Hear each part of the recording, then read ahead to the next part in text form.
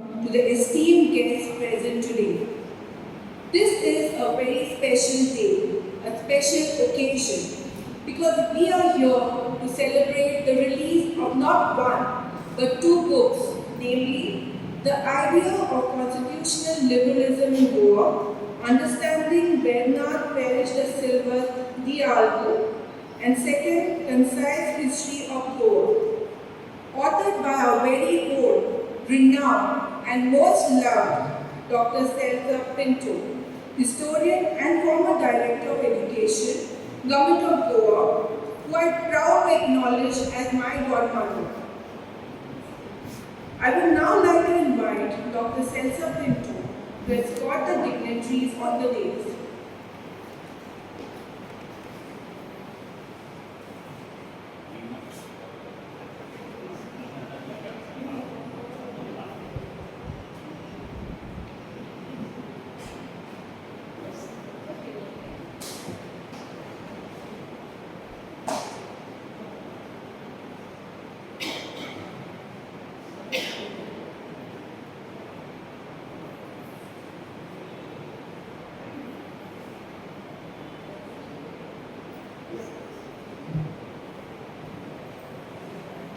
I request Father Malcolm Barreto, dynamic and efficient administrator of Xavier Centre of Historical Research, to initiate the proceedings with words of welcome to this august gathering, and also introduce the chief guest and author present on the day.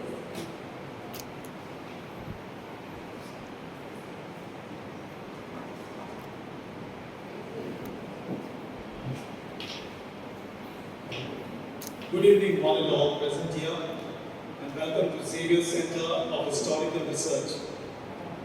I'm sure we have been here for many of our programs here at Xavier Centre. And this centre, established in 1978, had its mission and its goal to promote local history. And the history of Goa is concerned from prehistoric times to the very present.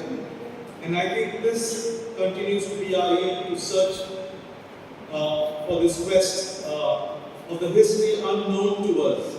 And the more we explore and the more we study, we realize more is yet to be learned and studied.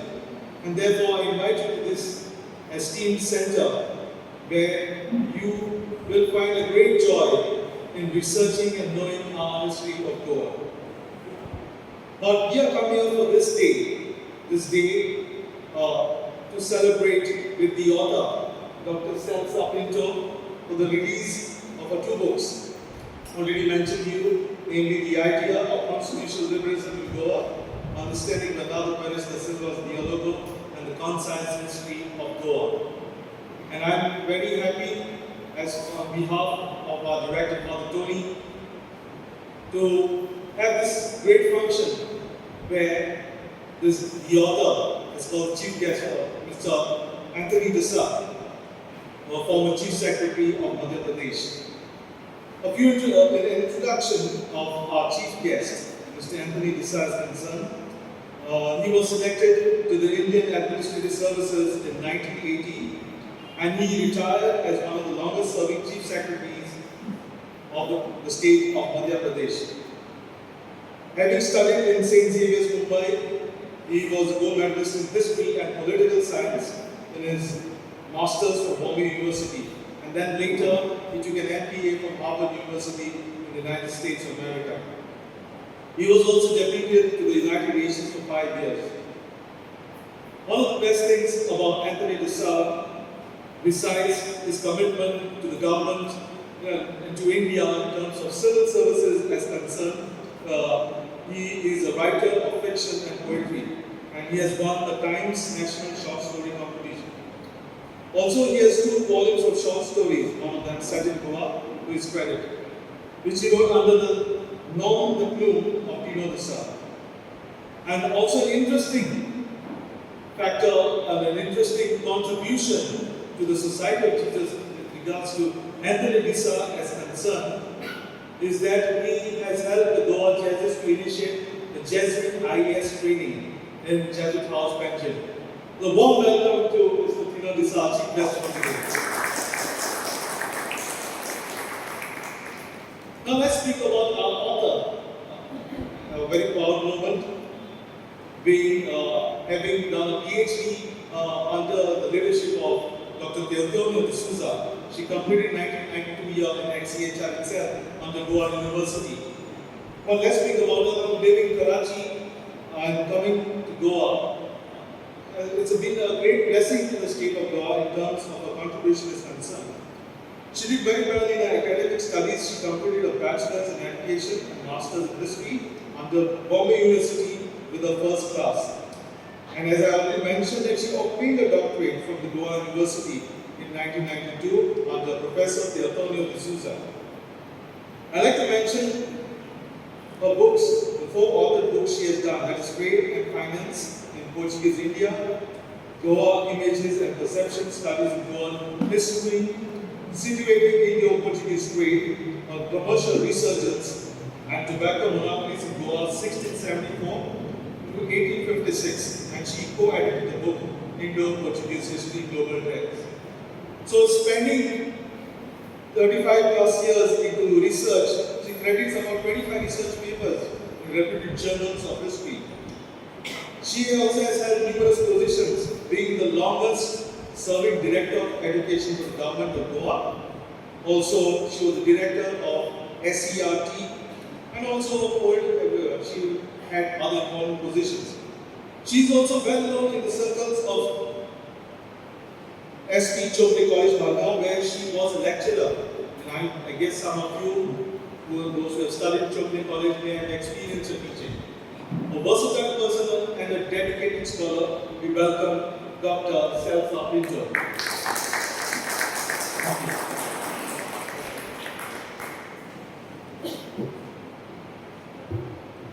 Thank you, Father Malcolm. Now I request Dr. Celsa Pinto to offer the chief guest and the administrator Xavier Centre bouquets of flowers, welcoming them to this gracious occasion.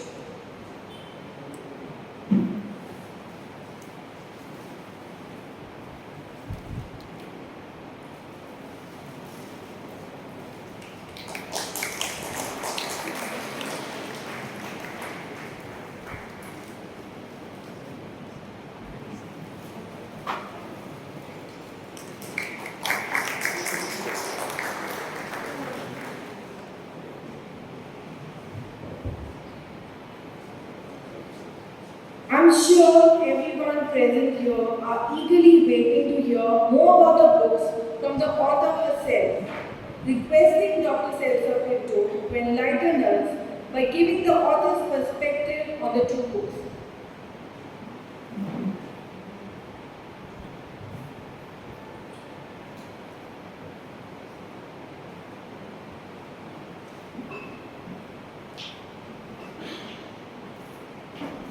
Chief guest of today's function, Mr. Anthony Desai, Administrator of Xavier Centre of Historical Research, Father Malcolm Barreto, very distinguished members of the audience, and dear friends. 18 February 2023 has arrived. It has been a very long journey of writing. It's a very important date for me.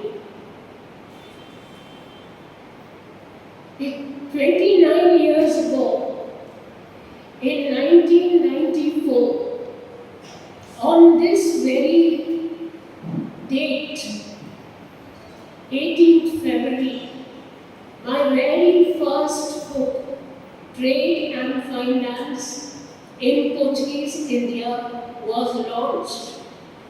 I remember that occasion very vividly. It was held along with Dr. Fatima Nasir.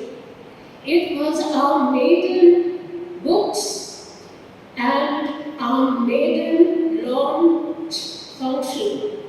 It was held in Goa. It has been a very, very long journey since then. therefore, I wish to stress that 18th February is indeed a great day in my life. Today, I remember a man on this very day, 18th February 2023, a man who made me a historian. It is the 4th death anniversary of Dr.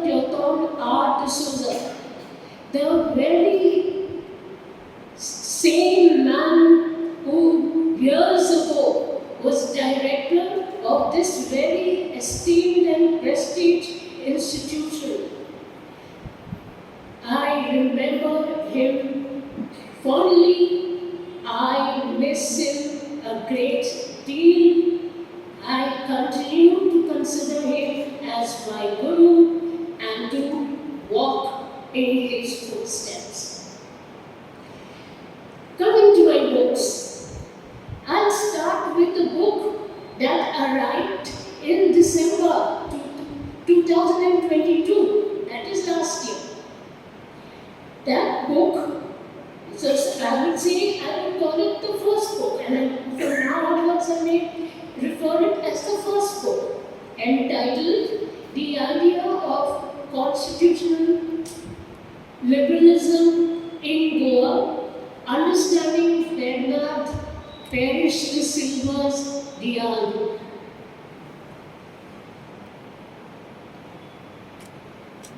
Why did I choose to write on a book written by Bernardo Peres da Silva? First and foremost, because I think hardly anyone knows who Bernardo Peres da Silva was. We remember great men like, along with others, like Francisco Luís Gomes, like Luís de Menezes Bragança of the 19th and 20th centuries, but we do not remember BPS. We know about BPS Club. So that was my first intention, and in fact this book is a prelude, is a prologue to what is to come later, maybe after 2 years. A narrative on the man, on his legacy and his times. Now the book itself, Diálogo, was published in Rio de Janeiro in Brazil in 1832. And this was against the backdrop of much turmoil and tumult in Portugal and in the Portuguese Empire. Brazil had broken away from the empire.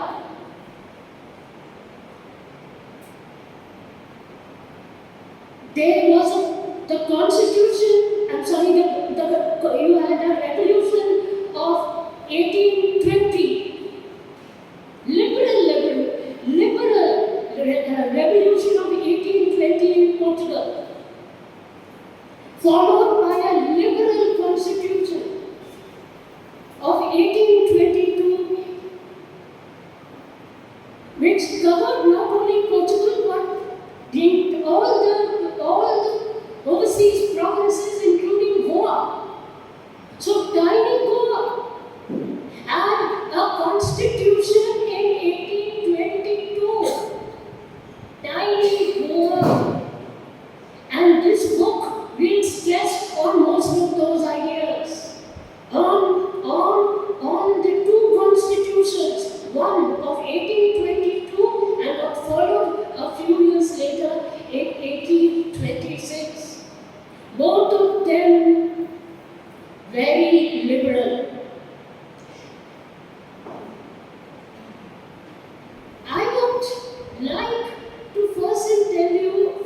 to tell you exactly who played first before I go to the details of the book. That Peres da Silva was a man of the times and much beyond the times. Because the ideas that he expressed in what I will call Diálogo, because it's a long title. I'll read the title to you. Diálogo entre doutor em philosophia e Português da India na cidade de Lisboa sobre a Constituição Política do Reino de Portugal, suas vantagens e meios da mantel-a. What does this long title actually mean? Was a dialogue between an intellectual in Portugal with a native Portuguese Indian on the Constitution which was in force in Portugal, what were its merits and the system to maintain it. All this figure in a discourse or in a logic form in this 66-page book. He himself said that it is a folieto. A folieto is actually a flyer or a pamphlet. I do not agree even with Bernardo Peres da Silva himself that a 66-page book could be called a flyer or a pamphlet. It was definitely a booklet. It had four main parts. Firstly, the elements of the Constitution, the components of the Constitution. What were the powers? Executive, legislative, judicial, and one more power, moderating power. Four powers. We have three powers under our Constitution. Four powers. Then another part of the first segment included a lot of civil and political rights like freedom of expression through writing, through the press. Then security of life, right to property, right to education, and so many other civil and political and legal rights which are echoed in our Indian Constitution of today.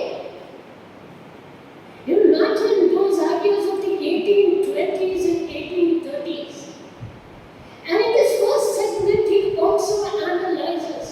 He wants, in a dialogue form after all, it's a discourse between a doctor and an Indian, doctor of philosophy and an Indian.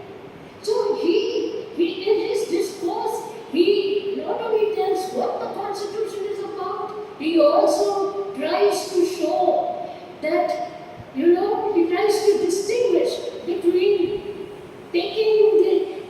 using his arguments. He goes back to many absolute and liberal societies of the past to study, and therefore clearly shows the difference between absolutism and constitutionalism. And I reiterate, imagine all such ideas expressed by one of our own, Bernardo Peres da Silva, whom we dismiss as BPS Club. The second part of his book is still more significant because he concentrates on Goa. After all, he has dedicated the book to the youth of Goa. First and all, I have to tell you that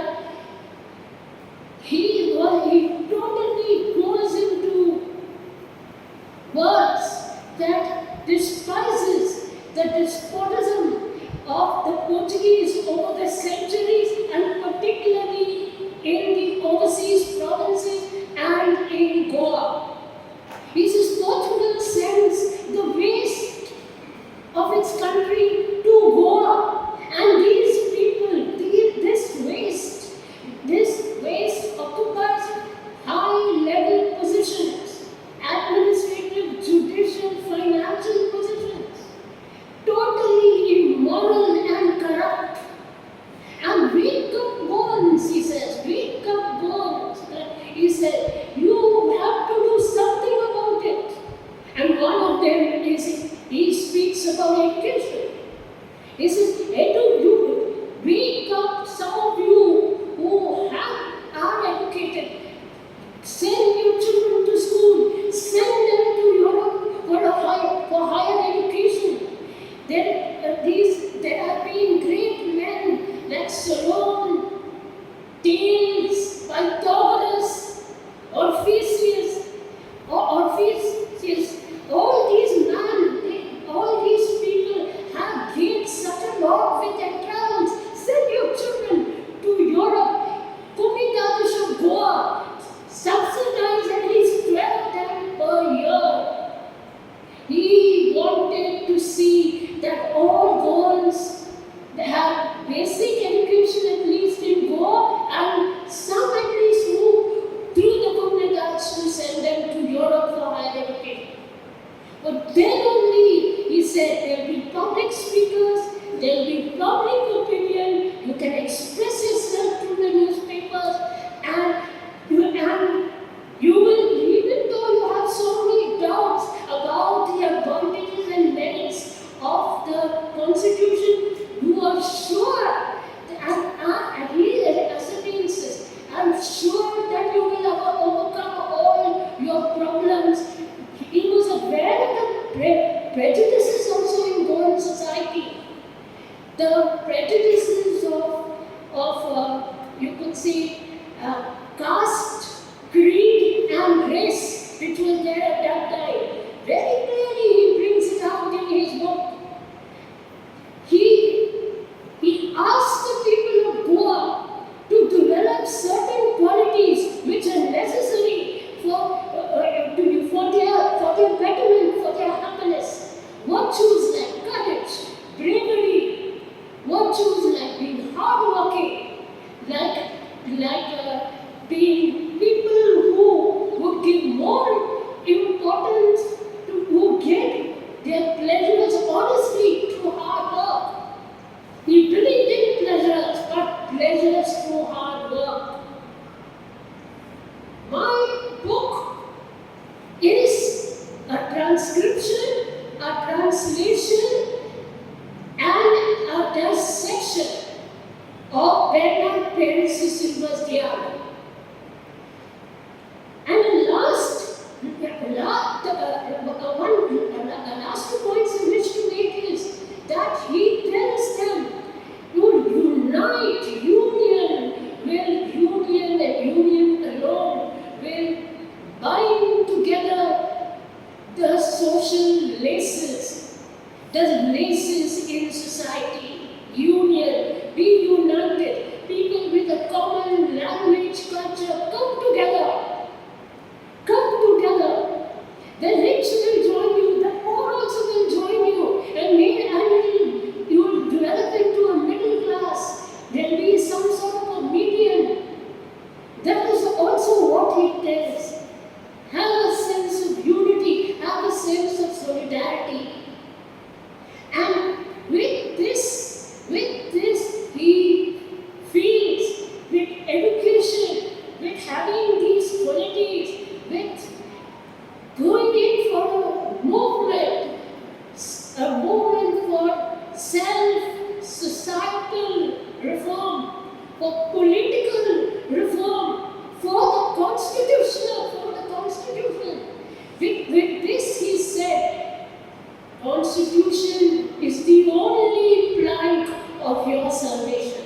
He told them, he expresses so very clearly in his book, Diálogo. And the last part of his book clearly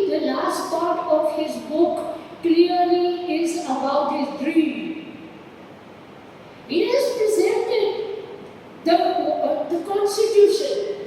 This is what I want for Goa. He has presented in his book, A Citizenry in Goa. This is the kind of Goan I want. Who will be brave, who will be courageous, who will express himself, who will see to it that subjugation and suppression under the Portuguese will end, and that is only through the Constitution. He has a dream. Let me tell you his dream. He expresses this in his discourse. He said, one night I had a dream that I was being carried by a spirit over the Chandranath hill. Uttam, are you there? Yes, you are from there. Over the Chandranath hill, and I can see, especially in the new conquest areas, I can see so much of plantation when earlier it was desolation. I can see the people so busy in their work. Earlier, they were in a state of inertia. I can see schools for girls, schools for girls, schools for boys. I can see industries like the house of weaving, the house of spinning, and so forth. This was his dream, the dream for a better Goa, a dream for Goans to have happiness, but to have that happiness not through dishonest ways.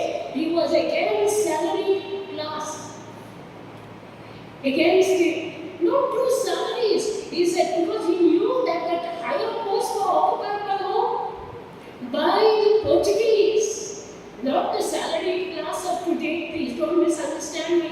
He was against the salaried class of then. He said hard work, industriousness only can bring you the true happiness and betterment. He clearly says that liberty, freedom will lead to happiness. He tells the people this. He tells them.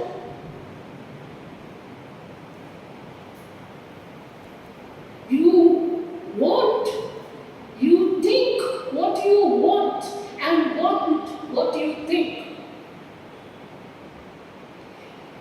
You are the people who can choose good leaders. Isn't it an echo for us today? You are the people who can choose good leaders. You are the people who can make good laws, because with our leaders, which we choose, we can have good laws. Let me tell you that.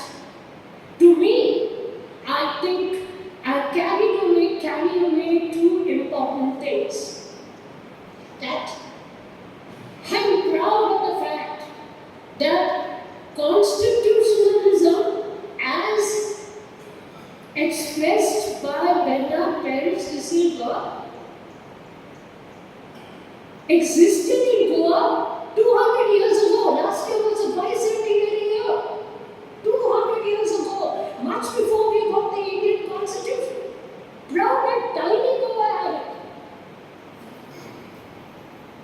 Second, I'm proud of another matter.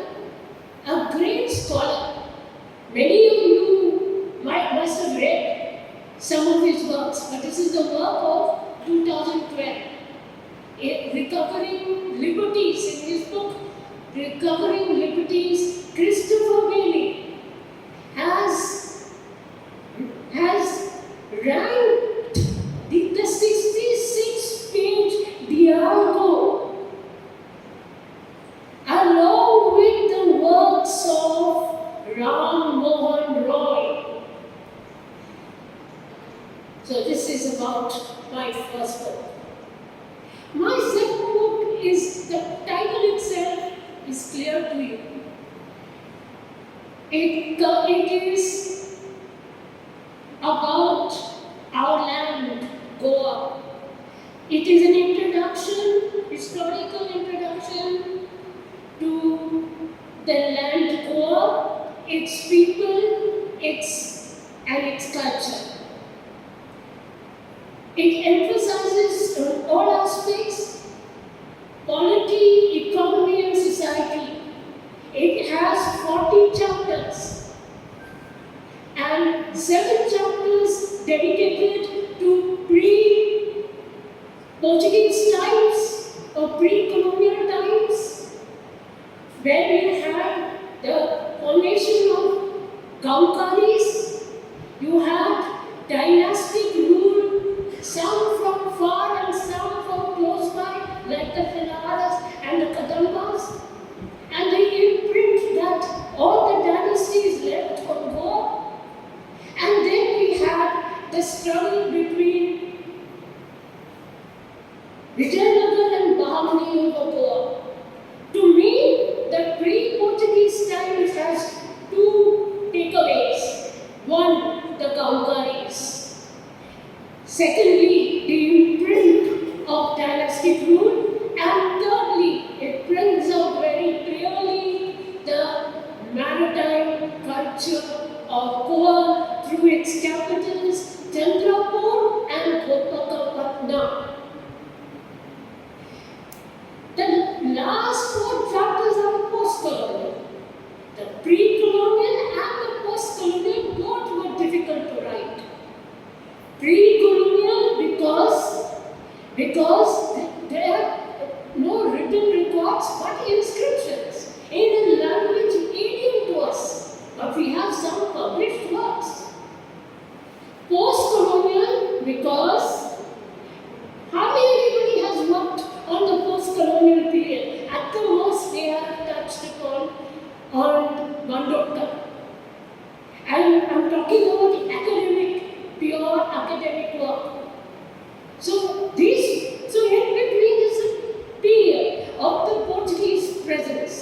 And I would like to divide this 450-year period into 2 parts, where the voice of the first 250 years, the voice of the people was slightly heard but was subdued because of political, economic and cultural imperialism, Christianization. And the second 200 years, you see the voice of the people. The voice of the people stronger than the voice of the colonizers. Voice of the people through revolts. Voice of the people through constitutionalism. Voice of the people through offshoots of constitutionalism. That is, parties, political parties, elections. Can you imagine we had political parties and elections in the 19th century? Did the mighty British India have it? But tiny Portuguese India had. Political parties, elections, all, and education and press, all offshoots of constitutionalism. We had the rise of intellectuals. We had Goan immigration in this, everything connected with the people. We had then a major part, the freedom movement. Freedom movement, we know, many of us know details about National Congress Goa or Azad Government Dal or Vimoction Samiti, all culminating in Operation Vijay. The use of, aggression or the military or the force by the Nehru government in India, in the Union, because Nehru took long time to decide upon this. He was a man, he believed in non-violence, he was not in favor of using aggression. But there was so much of pressure from all sides, internationally, and finally came Operation Vijay, which freed Goa from the Portuguese yoke on the 19th of December 1961. And lastly, I come to just 4 chapters on post-colonial Goa. And therefore, it's my clarion call to anyone here to much more has to be done. Youngsters like Jan, they much more must be done of post-colonial times. Yet, I have some highlights. There are highlights. Opinion poll was a great highlight. We never had opinion poll anywhere in India. The historic opinion poll in Goa in 1967. Then the Konkani movement, which was compelled to become violent. There is not a original copy of Diálogo in Goa, please. Not an original copy. I worked with a Xerox copy from this very institution. So I have to thank this institution along with the former librarian of this institution, Maria Lilia de Souza, who told me about the same. She said, no, there's a copy and that's it. And thirdly, and I think very significantly, Mr. Antonio Manuel Pereira da Silva, who is the great admirer of PPS and who has been over the years pushing me go ahead and write about him. I owe this also to him. With these words, ladies and gentlemen, I end this such a long discourse, a long talk, and I ask you to thank you to having patience for having heard me out. Thank you.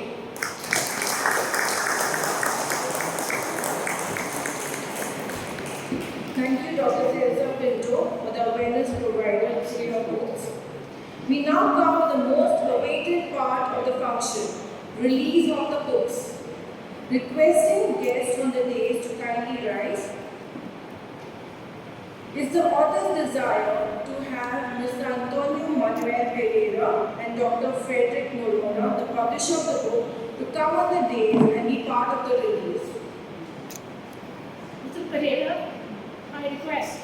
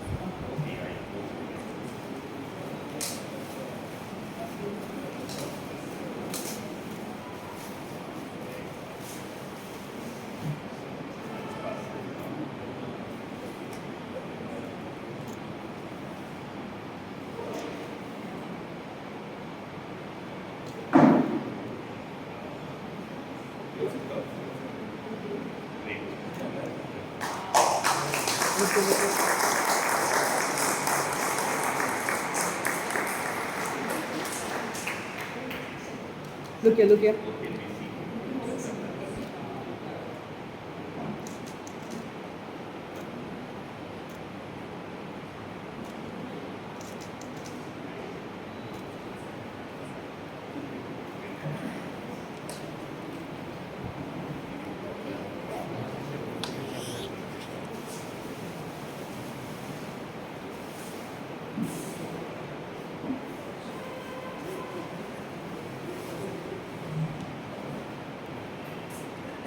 It's my pleasure to invite the chief guest to address the gathering.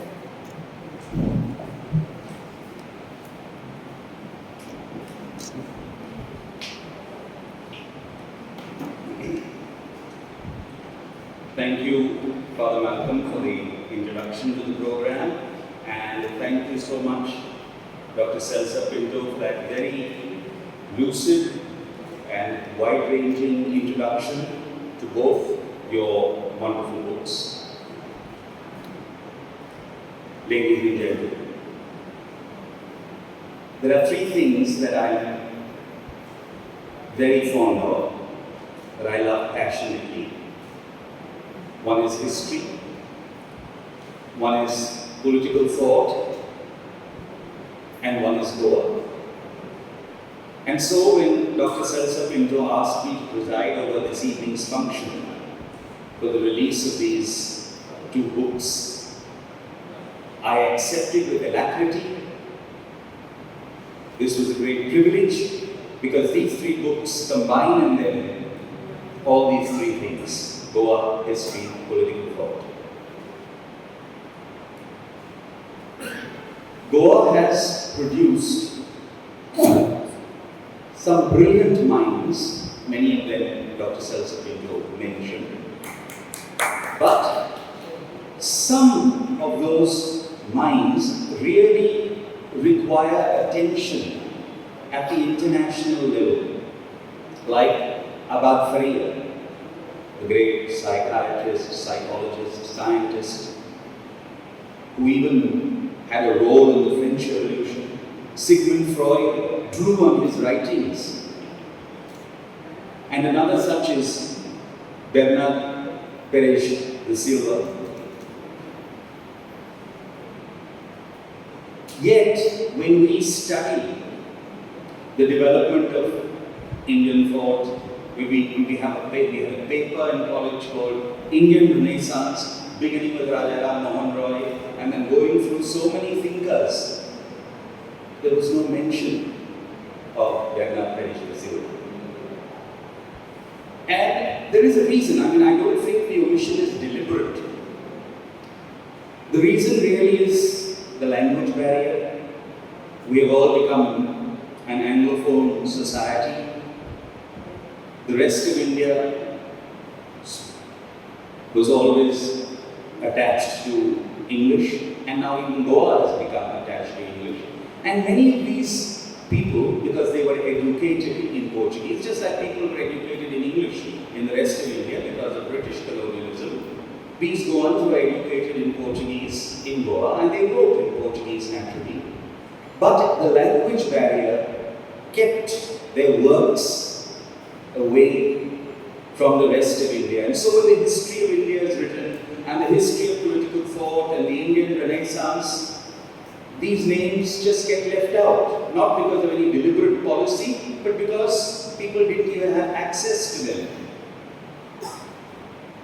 Dr. Celsa Pinto mentions the BPS club in Margam, and to my horror, now I'm talking in Goan speaking sometimes. When I asked somebody recently, there was a function there and I was going and I asked somebody, what do you think BPS club is? Someone said probably Bharat Petroleum Society or something like that.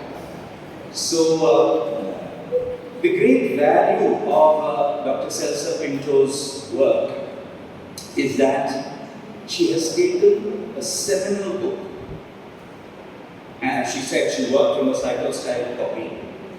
The book was written almost 200 years ago, 188 years ago. She worked from that, she's reproduced it in Portuguese, and she has translated it. And she's put both there, and there's a great advantage.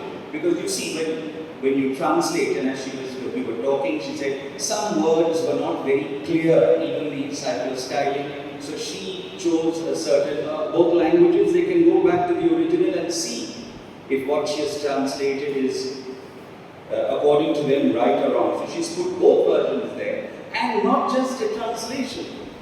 She has put all this into context, both a historical context and a philosophical context. She has discussed this book, she has analyzed it, she has evaluated it, all these ideas. And I think that is a huge contribution to not just the history of Goa and the contribution of Goa, but it is a contribution to the national history. There is so much talk about rewriting history. And I think when history is being rewritten, contributions of people like Bernardo Peres da Silva need to be brought in to the national discourse. Now, Celsa has told you in great deal of detail about the book. I won't talk therefore about all that is in it. But I just want to mention 2 or 3 things that struck me. One is, of course, the dialogue format of the Diálogo. You know, it's in the old Plato's dialogues, and then Thomas Aquinas' Summa Theologiae, written in the form of a dialogue, question, answer, makes it simple, makes it easy to understand. There's one way of writing where the author would just say, you know, this. But when there is a dialogue, there is a kind of discussion, bringing in various points of view. Why is this? Is it not like that? Should it not have been like that? Why do you say this? And this whole thing, in 66 odd pages, comes out as a dialogue. The format is brilliant. See, this is not being written today, as many times Dr. Celsa Pinto has said. 200 years ago, this is being written. The second, the dedication of this book struck me. It is dedicated by Bernardo Peres da Silva to the youth of India. Dedicated to the youth of India. I know there are some people who say actually he means Goa, because the Portuguese referred to as their possession over here, Goa, the Estado de India. So it is Goa that he is referring to. But I have a slightly different take on this. I see in his writing of the book, when I went through it, he is actually seeking a much wider audience than only Goa. Yes, Goa is the focus of this book, but he is seeking a wider audience because he has a dig at the British also. He says, I am here also referring, he doesn't mention them by name, but that power that rules the rest of Hindustan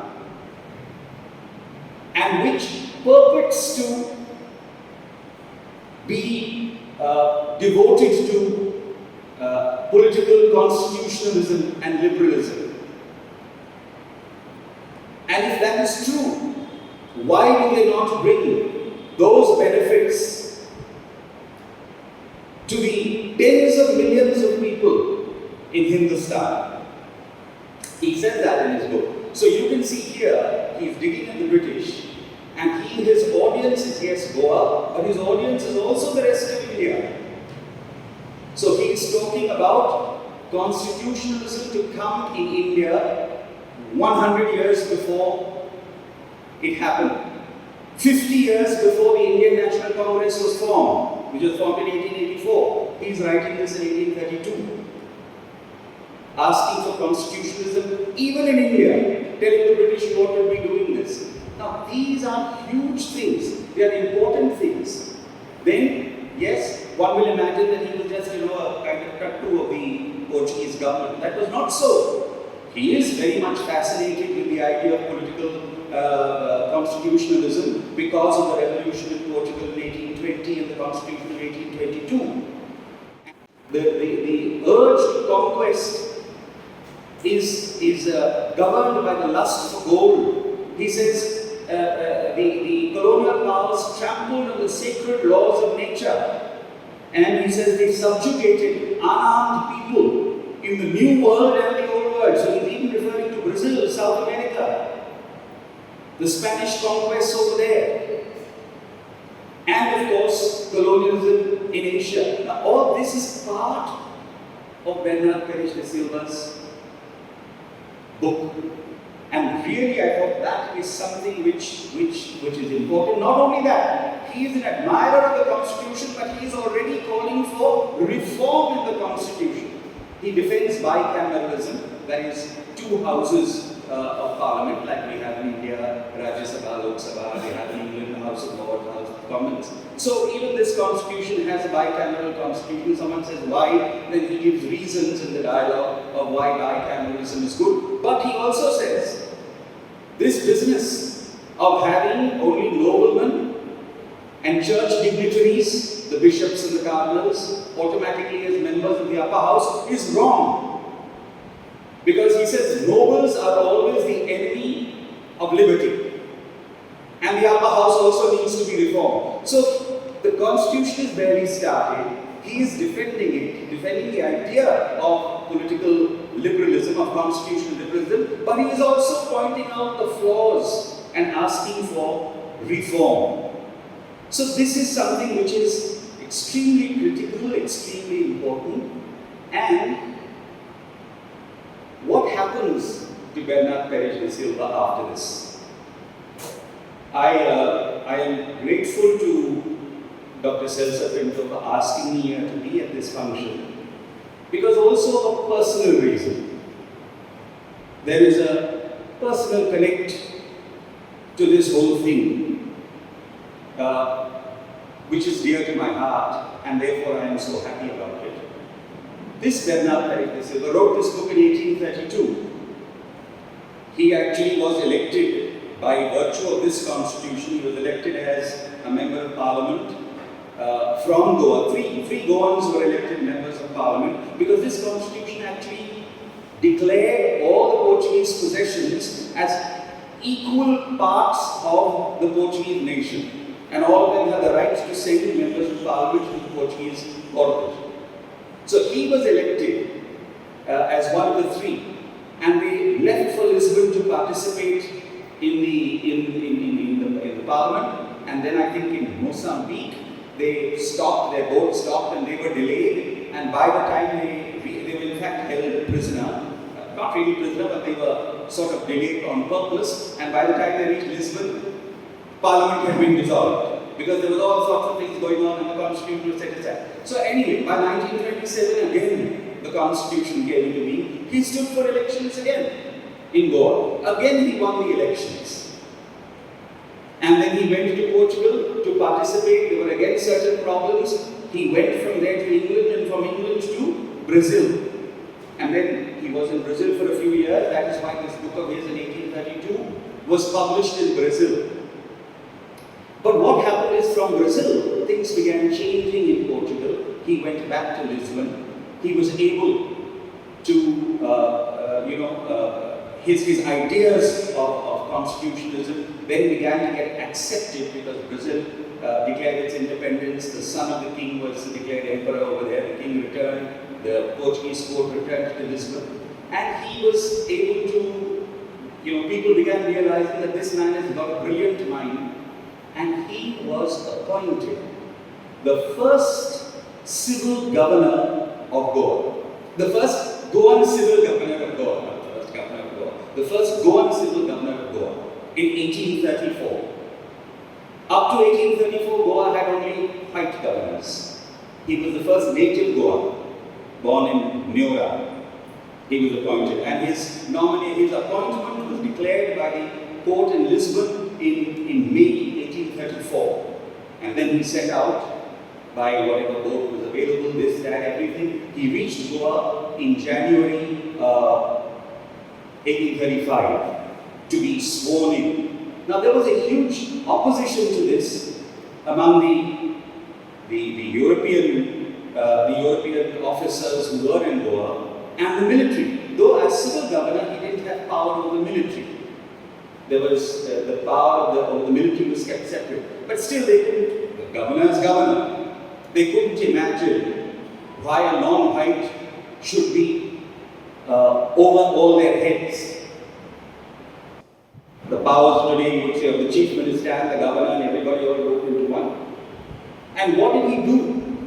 He immediately set about reform. All his ideas that Celsa spoke about, his brilliant ideas and what he had written in his book and things he started reforming. He made sweeping changes in the finance department, sweeping changes in the judicial department. He abolished the taxes on the comunidades. Because being a Goan, he knew the value of the comunidades. And he said the comunidades should actually fund education, should fund people from the villages to go for higher education. What Celsa said he was wanting the young people to go abroad and take advantage of the universities in Europe. He said, let the comunidades fund them. But there was a heavy tax on the comunidades. He abolished that tax. He reformed the whole council of the city of Panjim. He appointed Goans over there to rule, to manage the city corporation. He passed rules clipping the wings of the church in the judicial area. All these reforms.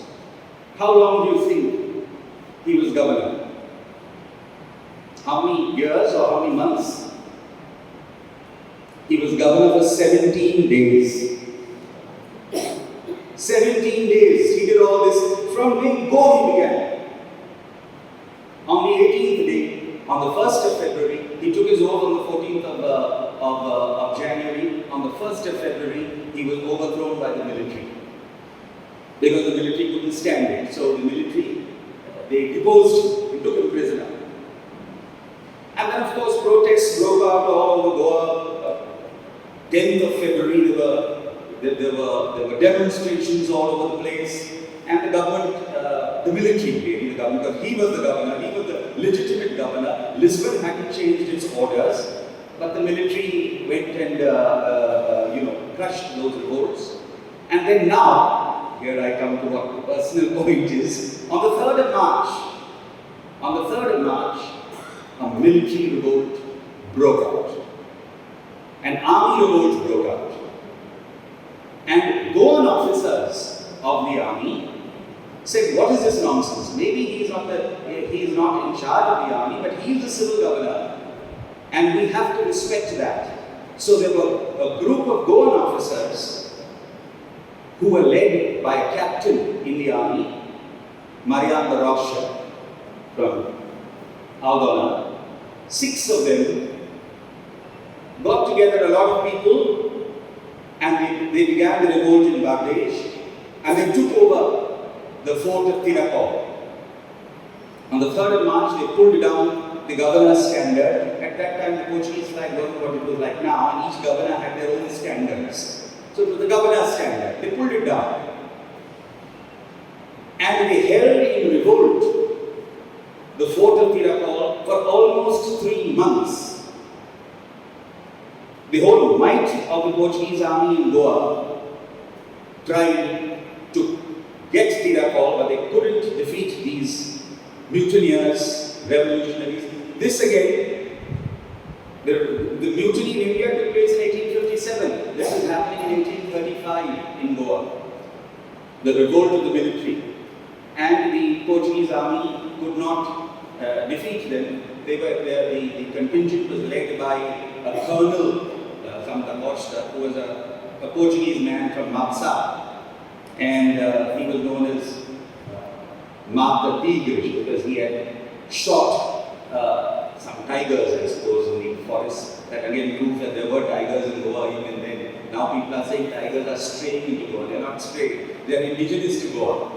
So then Mata Tigres finally decided in May to do, they of course cut off all supplies to Tirakal, water, food, everything. And then they kind of tricked the revolutionaries into giving up, saying that they had arrived at an understanding with Bernardo Peres da Silva, and actually Bernardo Peres da Silva had actually gone into exile to Bombay. But there was no WhatsApp in those days. So how are they going to know in Tirakal that this is not true? And they said, no, we've arrived at an understanding, and even your revolt, solemn oaths that revolt, all that would be forgiven. So these people opened the gates of Tirakal and they came down, and they were promptly set upon, and 6 of them were beheaded. Marian Rocha and his 5 colleagues were officers. Marian Rocha himself was a captain, and there were not so many officers in the Portuguese army who were Goans. Goans were mostly taken in the soldiers, but there were a few. And they were beheaded. And it was not just a beheading. They wanted to teach a lesson.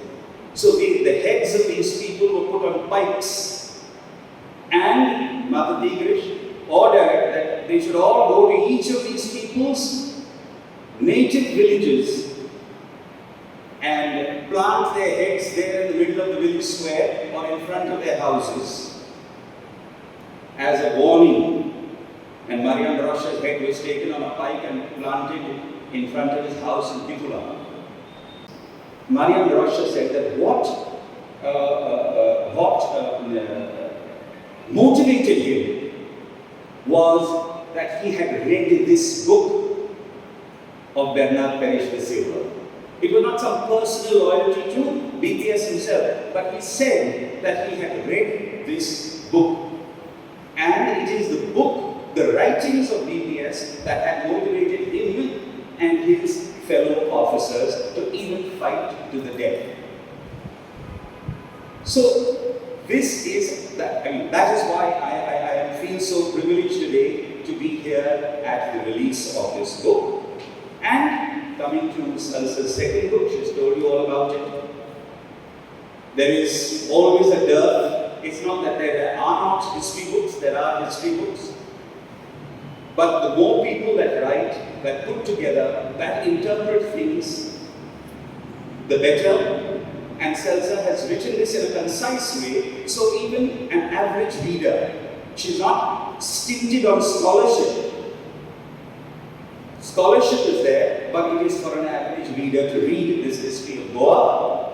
And what is most fascinating is what she told you. She has attempted to write even the post-liberation part, 4 chapters, bringing it right up to Parikar, also deal with Parikar. So that is very difficult to write. You see, contemporary history is very difficult to write.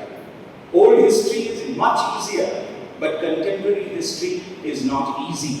But Celsa has done that, and that lays the basis. It's not the last word. No historian ever claims that what they write is the last word. But it forms the basis for other people to take up research, forms the basis for other people to take it forward, and I'm sure that is what will happen. These 2 books, not meant only for scholars, yes, meant for scholars, but meant for the general public. And I'm so happy today to be presiding over this function where these 2 wonderful books have been brought. I thank Dr. Celsa Pinto for inviting me. I thank Dr. Frederick Noronha for publishing these books. Thank you, and I hope all of you enjoy the books. Good evening. I am pleased to call now Dr. Celsa Pinto to propose a vote of thanks.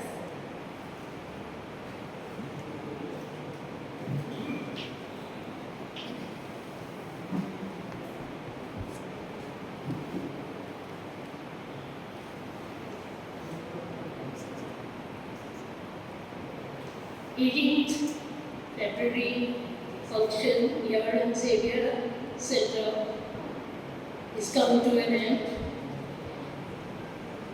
And it should not end without words of appreciation. The very first person to thank is our chief guest, Mr. Anthony Dessau. I never realized that he was a man of history. You took a risk of inviting me even without that. And let me tell you, sir, that whatever you said of Bernardo Peres da Silva after 1832, whatever you meant, is to be part, including Rocha's role, is to be part of the life and times of Bernardo Peres da Silva. I have to thank you in a very special way. This particular chief guest is a rare one. I will tell you why. I, in my lifetime, had to contact, I'm sure, more than 100, personalities to be chief guests. But he's the only one who, he says, any day, any time, but on the days when I am in Goa. So I was supposed to hold it in January. He gave me his itinerary for the whole of January. And now we are towards the second half of February. He even gave me that. He just is a very special chief guest. I am very proud to say that, and deeply also honored to say that he is my fellow diaspora. We are of the diaspora group, and I am grateful. He hardly knew me, except through the book. But he came and collected the works from my home. Which chief guest does that? So this is the man, Mr. Anthony Desar, IAS, retired Chief Secretary to the Government of Madhya Pradesh.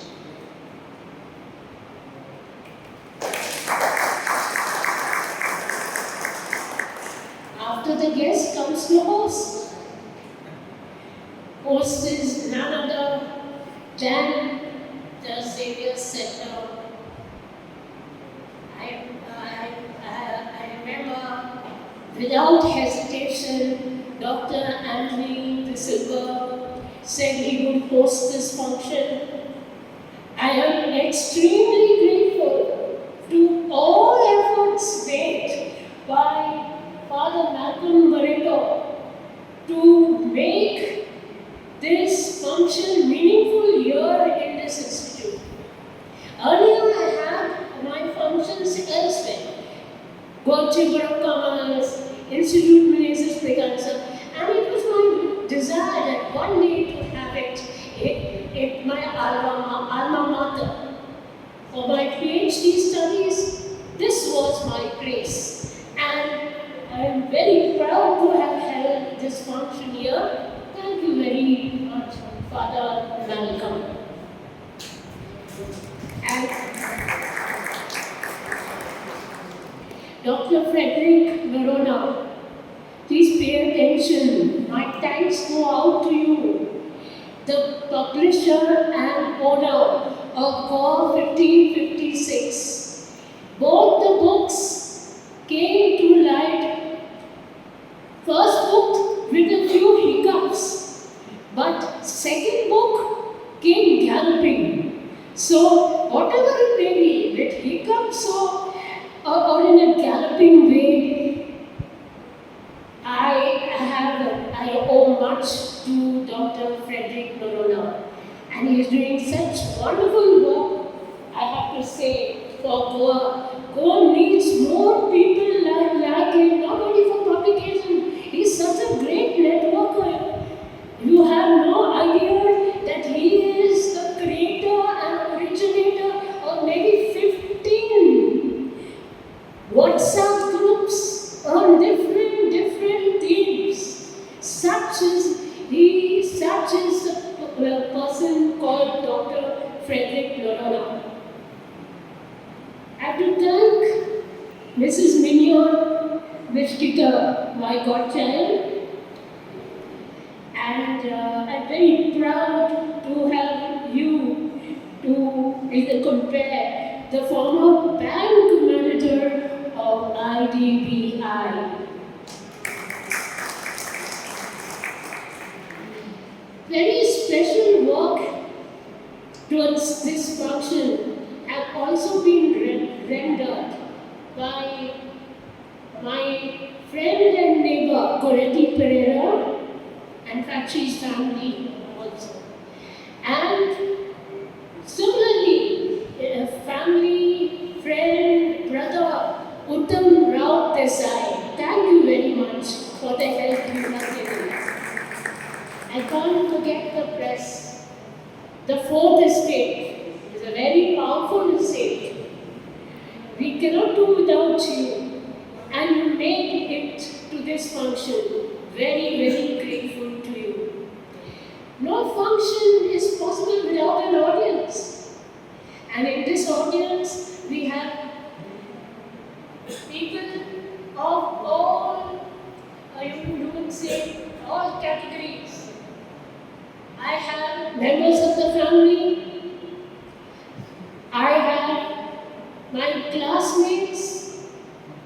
Monks Convent, high school, Sariga, former classmates. I have representatives. Yes, Bharati Kalari, who represents the education department. Maybe Ram Dev was more important, and so the others could not turn up.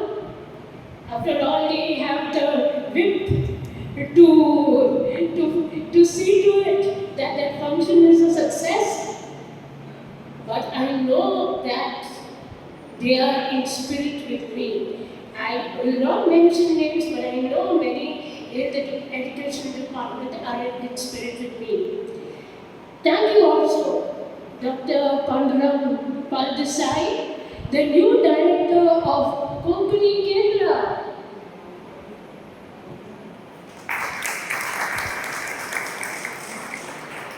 We have also scholars and lovers of history, all those who felt that maybe their presence will give me some happiness. Thank you for that, for making me happy. I must thank one more, let me say, entity. I have to thank the Lord. More importantly than anyone else, because time and again He reminds me that whatever may be the problems and obstacles that you are facing, where there is a will, there is a way. Thank you, ladies and gentlemen.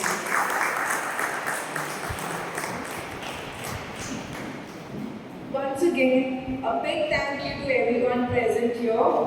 Please feel free to have a glimpse of the author's 2 books which are on display and sale on the rear side of the hall. Thank you.